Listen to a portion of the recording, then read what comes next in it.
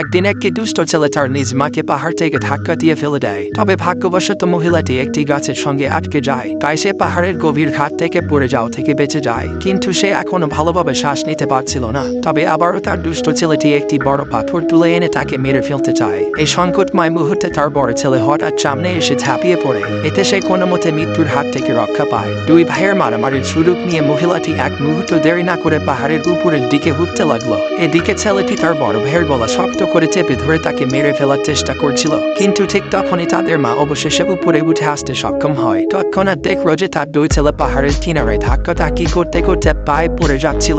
সে সঙ্গে সঙ্গে দৌড়ে গিয়ে শেষ মুহূর্তে দুজনের হাত ধরে ফেলে। কিন্তু সে অনেক চেষ্টা করে দুজনকে একসঙ্গে টেনে তুলতে পারছিল না। মেয়েটি বুঝতে পারলো তার শরীরে আর শক্তি নেই, সে মাত্র একজনকে বাঁচাতে পারবে। কিন্তু ছোট্ট ছেলেটি ছিল অত্যন্ত দুষ্ট আর বড় ছেলেটি ছিল দয়ালু ও সহজ সরল। অবশেষে মেয়েটি কঠিন সিদ্ধান্ত নিল এবং তার ছোট ছেলেটির হাত ছেড়ে দিল। ছেলেটি পাহাড় থেকে পড়ে সাথে সাথে মারা যায়, আর বড় ছেলেটি সভ্যতার কারণে তার মায়ের সাহায্যে বেঁচে যায়।